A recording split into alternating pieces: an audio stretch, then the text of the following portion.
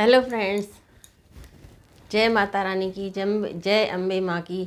तो जैसा कि आप सभी को अभी सभी जानते हैं कि नवरात्रि चल रही है और आज जब मैं ये वीडियो शूट कर रही हूँ तो आज नवरात्रि का दूसरा दिन है और समय हुआ है दिन सुबह के 10 बजे। हर भक्त इस नवरात्रि में माता रानी को अपने अपने तरीके से प्रसन्न करने की, उनका आशीर्वाद पाने की आकांक्षा रखता है, अपेक्षा रखता है, कामना करता है। तो माता रानी की सेवा के साथ साथ हनुमान जी की सेवा भी इस नवरात्रि में अगर आप करते हैं तो आपको आपकी पूजा का 2 गुना लाभ मिलता है। क्यों? क्योंकि सभी जानते हैं कि हनुमान जी इस पृथ्वी पर साक्षात हैं। माता रानी के आगे आगे हनुमान जी चलते हैं ध्वजा लेकर। और इस बार माता रानी आई हैं हाथी पर। हाथी पर आने का मतलब है कि भ्रमण पर वो निकली हैं और हाथी मतलब सुख समृद्धि का कारक या प्रतीक माना जाता है हमारे हिंदू शास्त्रों में या हिंदू धर्म में हाथी को। तो हाथी का पर आने का उनका जो संकेत है वो यही है कि इस बार वो सबका कल्याण करने आई हैं और सबकी कामनाओं को पूर्ति करेंगी, सबकी इच्छाओं को पूर्ति करेगी, सुख समृद्धि की बारिश करते हुए या आशीर्वाद देते हुए सबको जाएंगी।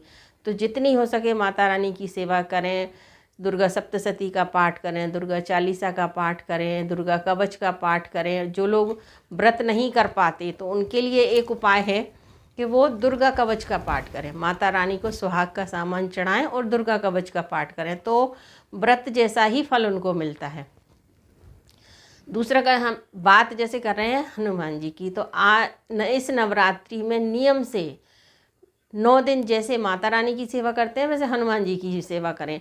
क्योंकि हनुमान जी को भगवान राम ने, आप सभी को पता होगा कि भगवान राम के से कामना से माता रानी ने तप किया था।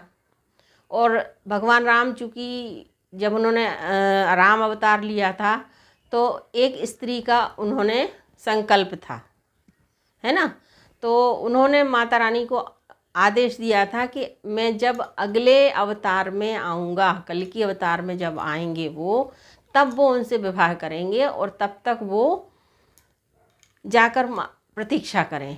तो माता रानी त्रिकूट पर्वत पर चली गई थी उनकी प्रतीक्षा करने। और उसके बाद उन्होंने हनुमान जी को आदेश दिया था कि उनकी रक्षा के लिए आप हमेशा रहेंगे। तो हनुमान जी और भैरव जी दोनों माता रानी के रक्षक हैं, सेनापति हैं। तो कहते ना कि जब किसी से मिलने जाना हो तो सेनापति को पहले उनसे आज्ञा लेनी पड़ती है, तो वही चीज़ है। तो इस नवरात्रि में माता जी की सेवा तो करें, साथ ही भैरव जी की और हनुमान जी की खास तौर से हनुमान जी की। तो जब भी आप पूजा करें, माता की चौकी लगाएं, तो हनुमान जी के नाम का एक दीपक चमेली के तेल का सबसे पहले लगाएं, उनका आह्वान करें, उनको यथा स्थान दें। माता रानी को जिस तरह से हम स्थापना करते स्थान देते हैं, एक चौकी पर उनकी बढ़िया आशीर्वाद देती हुई या तो प्रतिमा रखें या उनका सिर्फ आसन लगा दें और एक चमेली का दीपक सबसे पहले उनके नाम का प्रज्वलित करें। उसके बाद माता की आराधना जैसे आप करते हैं वैसे करें। देखिए मैंने भी लगाया है, मैं दिखाती हूँ किस तरह से आपको करना है। इस तरह से देखिए, एक दीपक चमेली के तेल का हनुमान जी के नाम का और इस तरह से आसन देना है आपको। मैंने तस्वीर नहीं लगाई, मैंने सिर्फ आसन दिया है बाबा जी को कि वो यहाँ विराजेंगे 9 दिन माता जी के साथ। तो इस तरह से आपको उनको स्थान जरूर देना है। और भोग लगाएं। भोग में जो लगाएं तो माता जी को तो दूध का से बनी हुई किसी वस्तु का भोग तो लगता ही है, मिष्टान का, तो कोशिश करें कि घर के बने हुए प्रसादी का भोग लगाएं। इसके अलावा पंचमेवा का प्रसाद जरूर लगाएं माता जी को, वो भोग तो लगता ही है। पान का बीड़ा अवश्य रखें, पान का बीड़ा ना रख पाएँ तो लौंग और इलायची रखें। आरती करें तो आरती में भी लौंग और कपूर, इसकी आरती आप करें, हनुमान जी की भी और माता रानी को।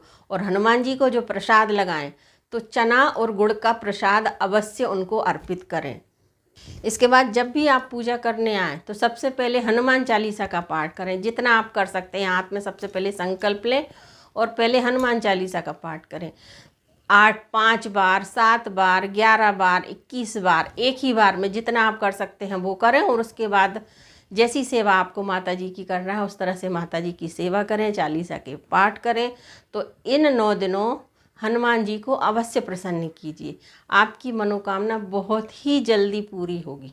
तो उनकी सेवा इस तरह से ज़रूर कीजिए। एक चमेली का दीपक लगाइए, चालीसा का पाठ कीजिए, और हो सके तो नवरात्रि के 9 दिनों की जो सुबह की पूजा होती है और शाम की पूजा होती है, परिवार सहित करें। परिवार के जितने भी सदस्य हैं सारे सदस्य एक साथ रहें, एक साथ पूजा करें, एक साथ आरती करें।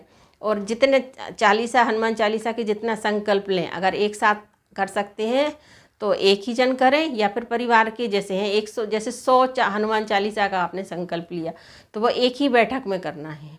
तो उसको एक जन तो नहीं कर पाएंगे तो आप बांट लीजिए। जैसे घर में अगर 5 लोग हैं, ठीक है, 5 लोग हैं तो 4 लोग कर लें 25-25, और 5वां जैसे कोई है तो वो 7 कर ले, 8 कर ले तो 108 हो जाएंगे। या 100 करना है तो 25-25 बांट लें, 4 लोग तो 100 हो जाएंगे। मतलब इस तरह से चालीसा का संकल्प लें।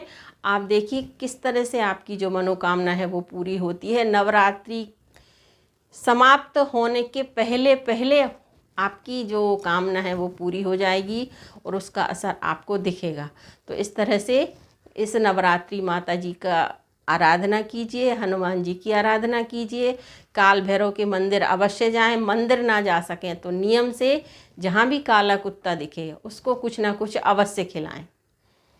तो भैरव जी की और हनुमान जी की सेवा विशेष फलदायी है इन नवरात्रियों में। वैसे तो हमेशा है, इन नवरात्रि के 9 दिनों में हनुमान जी और भैरव जी की सेवा विशेष फलदायी है। तो इस तरह से सेवा करें और पूरा फल अपनी पूजा का पाएं। नियम से व्रत ना कर पाएँ तो कोई दिक्कत नहीं है, जब तक सुबह आप पूजा ना कर लें तब तक निराहार रहें। बस इतना ही अगर आप नियम बांध लेते हैं, इतना भी अगर आप कर लेते हैं तो इतने से भी आपको बहुत पुण्य प्राप्त होगा और बहुत अच्छा फल प्राप्त होगा। तो उम्मीद करती हूँ आपको आज का ये उपाय पसंद आया होगा और आपके लिए लाभकारी रहे। लाभकारी अगर रहे, अगर अच्छा लगे तो कमेंट में जय हनुमान, जय बजरंगबली की ज़रूर लिखें, जय श्री राम ज़रूर लिखें। तो बस मिलते हैं अगले वीडियो में किसी ऐसी ही अच्छी जानकारी के साथ। तब तक के लिए जय माता जी की।